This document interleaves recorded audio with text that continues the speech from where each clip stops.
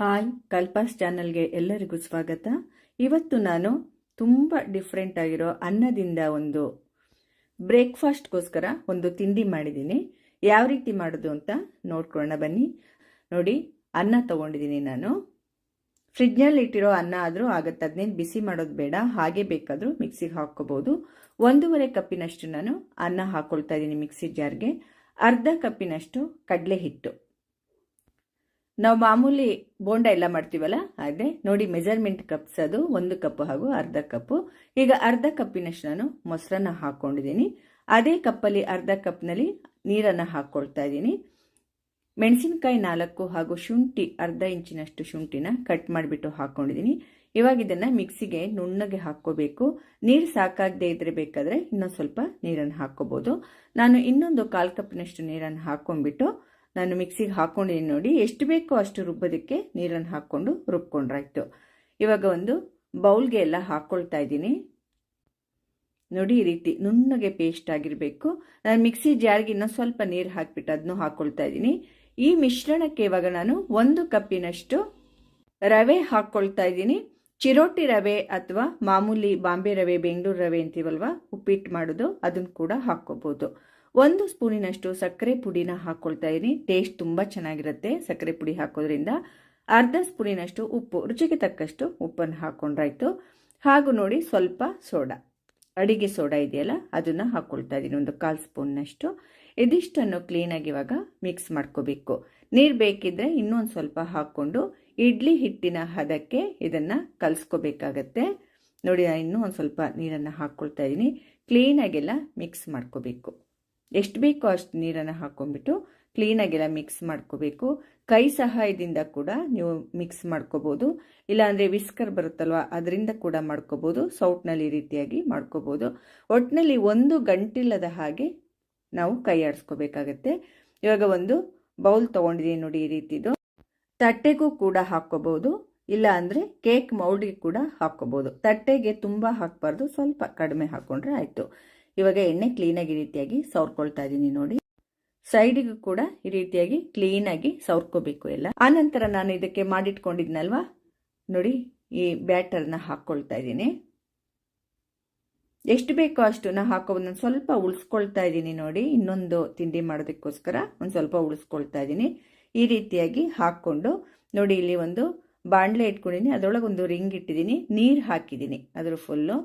ಅದ್ರ ಮೇಲ್ಗಡೆ ನಾವು ಮಾಡ್ಕೊಂಡಿದ್ದೀವಲ್ಲ, ಇದನ್ನು ಇಟ್ಕೋಬೇಕು.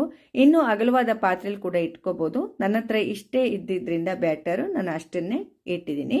ಇವಾಗ ಇದನ್ನೇ 20 ನಿಮಿಷಗಳ ಕಾಲ ಬೇಯಿಸಬೇಕು. ಕ್ಲೀನಾಗಿ ಬೇಯುತ್ತೆ. 20 ನಿಮಿಷ ಆದರೆ ಕ್ಲೀನಾಗಿ ಬೇಯುತ್ತೆ. ಈಗ 20 ನಿಮಿಷ ಆಗಿದೆ. ನಾನು ಮುಚ್ಚಳ ತೆಗೆದಿದ್ದೀನಿ. ನೋಡಿ, ಬೆಂದಿದೆ. ಇವಾಗ ಇದು ಚೆಕ್ ಮಾಡ್ಕೊಳ್ಳೋಣ. ಒಂದು ಚಾಕು ತೊಗೊಂಡ್ಬಿಟ್ಟು ನಾನು ಅದ್ರ ಮೇಲೆ ನೋಡಿ, ಕ್ಲೀನಾಗೆಲ್ಲ ಬೆಂದಿದೆ. ನೋಡಿ, ಈ ರೀತಿಯಾಗಿ ನೋಡ್ಕೋಬೇಕು. ಅದು ಅಂಟದೇ ಇದ್ದರೆ ಬೆಂದಿದೆ ಅಂತ, ಅಂಟಿದ್ರೆ ಬೆಂದಿಲ್ಲ ಅಂತ ಅರ್ಥ. ಇವಾಗ ನಾನು ಇದನ್ನು ತೆಗೆದಿಟ್ಟಿದ್ದೀನಿ. ನೋಡಿ, ತಣ್ಣಗಾಗಲಿ. ಸ್ವಲ್ಪ ತಣ್ಣಗಾದರೆ ಬೇಗ ಚೆನ್ನಾಗಿ ಬಂದುಬಿಡುತ್ತೆ ಇದು. ಚಾಕುಗೆ ಎಣ್ಣೆ ಹಚ್ಕೊಂಡ್ಬಿಟ್ಟು ಹೀಗೆ ಸೈಡಲ್ಲೇ ಈ ರೀತಿ ಮಾಡ್ಕೊಂಡು ಹೋದರೆ ಆಯಿತು, ಬಂದ್ಬಿಡುತ್ತಿದು, ಚೆನ್ನಾಗಿ ಬರುತ್ತೆ. ಚೆನ್ನಾಗಿ ಬೆಂದಿದೆಯಲ್ವಾ, ಆದ್ದರಿಂದ ನೋಡಿ, ಅದ್ರ ಮೇಲೆ ಒಂದು ತಟ್ಟೆನ ಈ ರೀತಿ ಹಾಕಿಬಿಟ್ಟು ಈ ರೀತಿ ಮಡ್ಚ್ಕೊಂಡ್ಬಿಟ್ರೆ ಆಯಿತು, ತಿರುವಿ ಹಾಕ್ಕೊಂಡ್ರೆ ಆಯಿತು. ನೋಡಿ, ಕೈಯಲ್ಲಿ ಕೂಡ ಈ ರೀತಿ ತೊಗೊಂಡ್ರೆ ಏನೂ ಆಗೋದಿಲ್ಲ, ಅಷ್ಟೊಂದು ಚೆನ್ನಾಗಿ ಬೆಂದಿದೆ ಇದು. 20 ನಿಮಿಷಗಳ ಕಾಲ ಬೇಯಿಸಿರೋದ್ರಿಂದ ತುಂಬ ಚೆನ್ನಾಗಿ ಬೆಂದಿದೆ. ಇದನ್ನು ಕಟ್ ಮಾಡ್ಕೊಳ್ತಾ ಇದ್ದೀನಿ. ನಾವು ಯಾವ ಶೇಪ್ ಬೇಕಾದರೂ ಇದನ್ನು ಕಟ್ ಮಾಡ್ಕೋಬೋದು. ನೋಡಿ, ಹೀಗೆ ಉದ್ದುದವಾಗಿ ಬೇಕಾದರೂ ಬಿಟ್ಕೋಬೋದು, ಇಲ್ಲ ಅಂದರೆ ಸ್ಕ್ವಯರ್ ಟೈಪು, ಇಲ್ಲ ಅಂದರೆ ಟ್ರಯಾಂಗಲ್ಲು, ಯಾವ ರೀತಿ ಡೈಮಂಡ್ ಶೇಪ್ ಯಾವ ರೀತಿ ಬೇಕಾದ್ರೂ ನೀವು ನಿಮ್ಗೆ ಇಷ್ಟ ಇರೋ ಥರ ನೀವು ಕಟ್ ಮಾಡಿಕೊಂಡ್ರೆ ಆಯಿತು.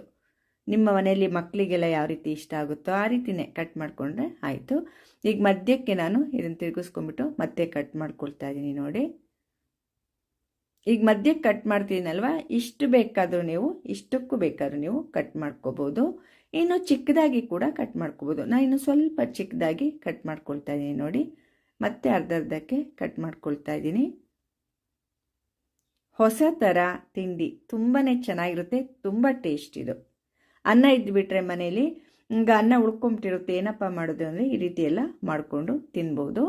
ಅನ್ನ ಬೇಕೇ ಬೇಕಲ್ವ ಈ ತಿಂಡಿಗೆ, ಆದ್ದರಿಂದ ಹಿಂಗೆ ನೋಡಿ ಎಲ್ಲ ಕ್ಲೀನಾಗಿ ಬಿಡಿಸ್ಕೊಳ್ತಾ ಇದ್ದೀನಿ ನೋಡಿ. ತುಂಬ ಚೆನ್ನಾಗಿ ಬಂದಿದೆ ಸ್ಮೂತಾಗಿ ನೋಡಿ, ಎಷ್ಟು ತುಂಬ ಚೆನ್ನಾಗಿ ಸ್ಮೂತಾಗಿ. ತಿನ್ನೋದು ಕೂಡ ತುಂಬಾ ಚೆನ್ನಾಗಿರುತ್ತೆ. ಇದು ಟೇಸ್ಟು ಡಿಫ್ರೆಂಟಾಗಿ ತುಂಬ ಚೆನ್ನಾಗಿರುತ್ತೆ. ಬಾಣಲೆ ಇಟ್ಕೊಂಡಿದ್ದೀನಿ ಗ್ಯಾಸ್ ಮೇಲೆ. ಅದಕ್ಕೆ ಒಂದು 2 ಟೇಬಲ್ ಸ್ಪೂನ್ನಷ್ಟು ಎಣ್ಣೆ ಹಾಕಿದ್ದೀನಿ. ಅರ್ಧ ಸ್ಪೂನ್ ಸಾಸಿವೆ, ಅರ್ಧ ಸ್ಪೂನ್ ಜೀರಿಗೆ ಹಾಕಿದ್ದೀನಿ. ಹಾಗೂ 1 ಟೇಬಲ್ ಸ್ಪೂನಿನಷ್ಟು ಎಳ್ಳನ್ನು ಹಾಕ್ಕೊಂಡಿದ್ದೀನಿ. ಎಳ್ಳು ಹಾಕೋದ್ರಿಂದ ಟೇಸ್ಟ್ ತುಂಬ ಚೆನ್ನಾಗಿರುತ್ತೆ ಹಾಗೂ ನೋಡೋದಕ್ಕೆ ಕೂಡ ತುಂಬ ಚೆನ್ನಾಗಿ ಕಾಣುತ್ತೆ ಅಂತ ಹಾಕಿರೋದಷ್ಟೇ. ಇದು ಸ್ವಲ್ಪ ಬಾಡಿಸ್ಕೊಂಡ್ಮೇಲೆ ಅದಕ್ಕೆ ಒಂದು ಅರ್ಧ ಸ್ಪೂನಿನಷ್ಟು ಖಾರದ ಪುಡಿ ಹಾಗೂ ಅರ್ಧ ಸ್ಪೂನಿನಷ್ಟು ಅರಿಶಿಣದ ಪುಡಿ ಹಾಕ್ಕೊಂಡು ಕ್ಲೀನಾಗೆಲ್ಲ ಮಿಕ್ಸ್ ಮಾಡ್ಕೋಬೇಕು. ಮೀಡಿಯಂ ಫ್ಲೇಮಲ್ಲೇ ಇರಲಿ ಎಲ್ಲ, ಇಲ್ಲ ಅಂದರೆ ಸೀದೋಗ್ಬಿಡುತ್ತೆ ಎಲ್ಲ. ಇವಾಗ ಇದಕ್ಕೆ ನಾನು ಮಾಡಿಟ್ಕೊಂಡಿದ್ನಲ್ವ ನೋಡಿ, ಇದು ಅನ್ನದ ತಿಂಡಿನ ಹಾಕ್ಕೊಳ್ತಾ ಇದ್ದೀನಿ. ಎಲ್ಲ ಕ್ಲೀನಾಗಿ ಹಾಕ್ಕೋಬೇಕು.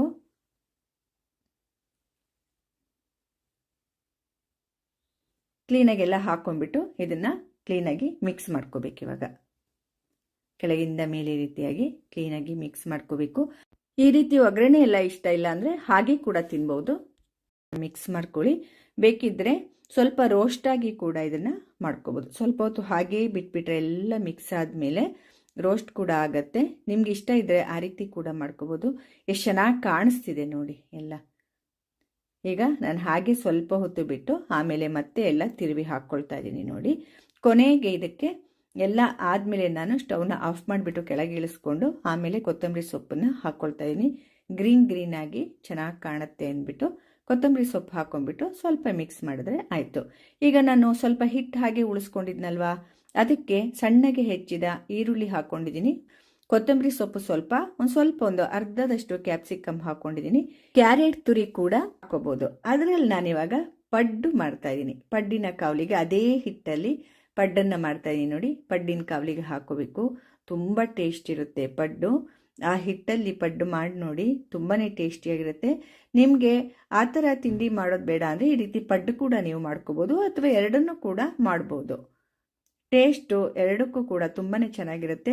ಪಡ್ಡಿಗೆ ನೀವು ಇನ್ನೇನೇನು ಹಾಕ್ಕೋಬೇಕೋ ಎಲ್ಲ ಹಾಕ್ಕೊಳ್ಳಿ. ಇಷ್ಟ ಇದ್ದರೆ ಕ್ಯಾರೆಟ್ ತುರಿ ಹಾಕ್ಕೋಬೋದು, ಬೇಕಾದರೆ ನೆನೆಸಿದ ಕಡಲೆಬೇಳೆ ಹಾಕ್ಕೋಬೋದು, ಎಲ್ಲ ಹಾಕ್ಕೋಬೋದು. ಹಾಕ್ಕೊಂಡು ಕಾಯಿ ತುರಿ ಕೆಲವ್ರು ಹಾಕ್ತಾರೆ, ಆ ರೀತಿ ಎಲ್ಲ ಹಾಕ್ಕೊಂಡು ಮಾಡ್ಕೋಬೋದು ನೋಡಿ. ಇವಾಗ ನಾನು ಇದನ್ನು ತಿರುವಿ ಹಾಕ್ಕೊಳ್ತಾ ಇದ್ದೀನಿ. ಎಲ್ಲ ಚೆನ್ನಾಗಿ ಬೆಂದಿದೆ ನೋಡಿ, ತುಂಬ ಚೆನ್ನಾಗಿ ಬೇಯುತ್ತೆ ಇದು. ಸ್ವಲ್ಪ ಹೊತ್ತು ಬೆಂದ ನಂತರ ಎಲ್ಲ ತಿರುವಿ ಹಾಕ್ಕೊಂಡಿದ್ದೀನಿ. ಈಗೆಲ್ಲ ತೆಕ್ಕೊಳ್ತಾ ಇದ್ದೀನಿ. ಕೆಳಭಾಗ ಕೂಡ ಚೆನ್ನಾಗಿ ಬೆಂದಿದೆ. ಎಲ್ಲ ತೆಕ್ಕೊಳ್ತಾ ಇದ್ದೀನಿ. ಪಡ್ಡು ರೆಡಿ ಆಯ್ತು ಇವಾಗ. ಆಮೇಲೆ ಇದಕ್ಕೆ ಏನಾದರೂ ನಂಚ್ಕೊಂಡು ತಿನ್ನೋದಕ್ಕೆ ಬೇಕಲ್ವಾ, ಚಟ್ನಿ ಈ ರೀತಿ ಏನಾದರೂ ಒಂದು ಬೇಕು. ಒಂದೇ ಒಂದು ಆಲೂಗೆಡ್ಡೆನ ಬೇಯಿಸಿಟ್ಕೊಂಡಿದ್ದೀನಿ ನೋಡಿ, ಅದನ್ನು ತುರ್ಕೊಳ್ತಾ ಇದ್ದೀನಿ. ದಪ್ಪ ಆಲೂಗೆಡ್ಡೆ. ನಿಮಗೆ ಜಾಸ್ತಿ ಕ್ವಾಂಟಿಟಿ ಬೇಕು ಅಂದರೆ 2 ಕೂಡ ನೀವು ಈ ರೀತಿ ತುರ್ಕೋಬೋದು. ಇದಕ್ಕೆ 1 ಕಪ್ಪಿನಷ್ಟು ಮೊಸರನ್ನು ಹಾಕ್ಕೊಳ್ತಾ ಇದ್ದೀನಿ. 1 ಕಪ್ಪಿನಷ್ಟು ಮೊಸರನ್ನು ಹಾಕ್ಕೊಳ್ತಾ ಇದ್ದೀನಿ. ಸ್ವಲ್ಪ ಉಪ್ಪು, ಒಂದು 1/4 ಸ್ಪೂನಿನಷ್ಟು ಉಪ್ಪು, ರುಚಿಗೆ ತಕ್ಕಷ್ಟು, ನಿಮ್ಮ ರುಚಿಗೆ ತಕ್ಕಷ್ಟು ಉಪ್ಪನ್ನು ಹಾಕಿಬಿಟ್ಟು ಎಲ್ಲ ಕ್ಲೀನಾಗಿ ರೀತಿಯಾಗಿ ಮಿಕ್ಸ್ ಮಾಡ್ಕೋಬೇಕು. ಇದಕ್ಕೊಂದು ಒಗ್ಗರಣೆ ಕೊಡೋಣ ಇವಾಗ ಅಲ್ವಾ. ನೋಡಿ, ಸೌಟ್ ಇಟ್ಕೊಂಡಿದ್ದೀನಿ. ಒಗ್ಗರಣೆ ಸೌಟನ್ನ ಸ್ವಲ್ಪ ಎಣ್ಣೆ ಹಾಕ್ಕೊಳ್ತಾ ಇದ್ದೀನಿ. 1 ಟೇಬಲ್ ಸ್ಪೂನ್ನಷ್ಟು ಎಣ್ಣೆ ಹಾಕ್ಕೊಂಡಿದ್ದೀನಿ. ಸ್ವಲ್ಪ ಸಾಸಿವೆ ಹಾಗೂ ಜೀರಿಗೆ ಹಾಕ್ಕೊಂಡು, ಸಾಸಿವೆ ಸಿಡಿದ ನಂತರ ಸ್ವಲ್ಪ ಕರಿಬೇವನ್ನು ಹಾಕ್ಕೊಳ್ತಾ ಇದ್ದೀನಿ. ಒಂದೇ ಒಂದು ಹಸಿರು ಮೆಣಸಿನ್ಕಾಯಿನ ಸಣ್ಣದಾಗಿ ಕಟ್ ಮಾಡಿಬಿಟ್ಟು ಹಾಕ್ಕೊಂಡಿದ್ದೀನಿ. ಸ್ವಲ್ಪ ಹೊತ್ತು ಈ ರೀತಿಯಾಗಿ ಬಾಡಿಸ್ಕೋಬೇಕು. ಹಸಿರು ಮೆಣಸಿನ್ಕಾಯಿ ಎಲ್ಲ ಹಾಕಿರೋದ್ರಿಂದ ಸ್ವಲ್ಪ ಬಾಡಿಸ್ಕೋಬೇಕಷ್ಟೆ. ಆಮೇಲೆ ಪೂರ್ತಿ ಸಿಮ್ ಮಾಡಿಬಿಟ್ಟು ನೀವು ಖಾರದ ಪುಡಿನ ಹಾಕ್ಕೋಬೇಕು. ಒಂದು ಸ್ವಲ್ಪ ಖಾರದ ಪುಡಿ. ಈಗ ನಾನು ಸ್ಟವ್ನ ಆಫ್ ಮಾಡಿಬಿಟ್ಟೆ. ಇಂಗು, ಒಂದು 1/4 ಸ್ಪೂನಿನಷ್ಟು ಇಂಗು ಹಾಕ್ಕೋಬೇಕು. ಹಾಕ್ಕೊಂಬಿಟ್ಟು ಕ್ಲೀನಾಗೆಲ್ಲ ಮಿಕ್ಸ್ ಮಾಡ್ಕೋಬೇಕು. ಈ ರೀತಿಯಾಗಿ ಮಿಕ್ಸ್ ಮಾಡಿಬಿಟ್ಟು ಇದನ್ನು ನಾವಿವಾಗ ಆಲೂ ಮಿಶ್ರಣಕ್ಕೆ ಹಾಕಬೇಕು. ಮೊಸರು ಆಲೂಗೆಡ್ಡೆ ಮಿಶ್ರಣ ಇದೆಯಲ್ವಾ, ಇದಕ್ಕೆ ಹಾಕಿಬಿಟ್ಟು ಎಲ್ಲ ಕ್ಲೀನಾಗಿ ಮಿಕ್ಸ್ ಮಾಡ್ಕೋಬೇಕು. ಇವಾಗ ಇದೊಂಥರ ನಮಗೆ ಯಾವುದ್ರ ಜೊತೆನಾರು ಇದನ್ನು ತಿನ್ಬೋದು. ಈಗ ಮಾಡಿದ್ದೀವಲ್ವ ತಿಂಡಿ, ಅನ್ನದ ತಿಂಡಿ, ಅದ್ರ ಜೊತೆಗೆ ಪಡ್ಡು, ದೋಸೆ, ಇಡ್ಲಿ, ಪ್ರತಿಯೊಂದಕ್ಕೂ ಇದು ತುಂಬ ಚೆನ್ನಾಗಿರುತ್ತೆ. ಅನ್ನಕ್ಕೂ ತುಂಬ ಚೆನ್ನಾಗಿರುತ್ತೆ ಇದು. ಈಗ ನೋಡಿ, ನಾನು ಅನ್ನದಲ್ಲಿ ಮಾಡಿರುವಂತಹ ತಿಂಡಿ ಡೋಕ್ಲಾ ಅಂತ ಕರೆಯೋಣ ಅದನ್ನ, ಅದು ಹಾಗೂ ಪಡ್ಡು ಎರಡರ ಜೊತೆ ಈಗ ಮೊಸರು ಇಟ್ಟಿದ್ದೀನಿ ನೋಡಿ. ಆಲೂ ಮೊಸರಲ್ಲಿ ಮಾಡಿದ್ನಲ್ವ, ಇದನ್ನು ಕೂಡ ಇಟ್ಟಿದ್ದೀನಿ. ತುಂಬ ಟೇಸ್ಟಿಯಾಗಿರುತ್ತೆ. ಚಟ್ನಿ ಜೊತೆ ಕೂಡ ಇದು ತುಂಬ ಚೆನ್ನಾಗಿರುತ್ತೆ. ಈ ತಿಂಡಿಗೆ ಚಟ್ನಿ ಕೂಡ ಚೆನ್ನಾಗಿರುತ್ತೆ. ಇವಾಗ ರೆಡಿಯಾಗಿದೆ ನೋಡಿ. ನಿಮಗೆಲ್ಲ ಈ ಅನ್ನದಿಂದ ಮಾಡಿರುವ ತಿಂಡಿ ಬೆಳಗಿನ ತಿಂಡಿಗೆ ಬ್ರೇಕ್ಫಾಸ್ಟ್ಗೆ ಇದು ತುಂಬ ಚೆಂದ. ಲಂಚ್ ಬಾಕ್ಸ್ಗೂ ಕೂಡ ಹೊಸ ರೆಸಿಪಿ ಆಗುತ್ತೆ. ಮಕ್ಕಳೆಲ್ಲ ಎಷ್ಟು ಖುಷಿ ಪಡ್ಕೊಂಡು ತೊಗೊಂಡು ಹೋಗ್ತಾರೆ ಅಲ್ವಾ ಲಂಚ್ ಬಾಕ್ಸಿಗೆಲ್ಲ. ನಿಮಗೆಲ್ಲ ಇಷ್ಟ ಆಗಿದೆ ಅಂದ್ಕೊಂಡಿದ್ದೀನಿ. ದಯವಿಟ್ಟು ನನ್ನ ಚಾನೆಲ್ಗೆ ಸಬ್ಸ್ಕ್ರೈಬ್ ಆಗೋದನ್ನು ಖಂಡಿತವಾಗಿ ಯಾರು ಮರಿಬೇಡಿ. ಲೈಕ್ ಮಾಡಿ, ಶೇರ್ ಮಾಡಿ ಹಾಗೂ ಕಮೆಂಟ್ಸ್ ಮೂಲಕ ತಿಳಿಸಿ ಅಂತ ಹೇಳ್ತಾ ಎಲ್ಲರಿಗೂ ನನ್ನ ಧನ್ಯವಾದಗಳು. ಮುಂದಿನ ರೆಸಿಪಿಯೊಂದಿಗೆ ಮತ್ತೆ ಸಿಗ್ತೇನೆ. ನಮಸ್ಕಾರ.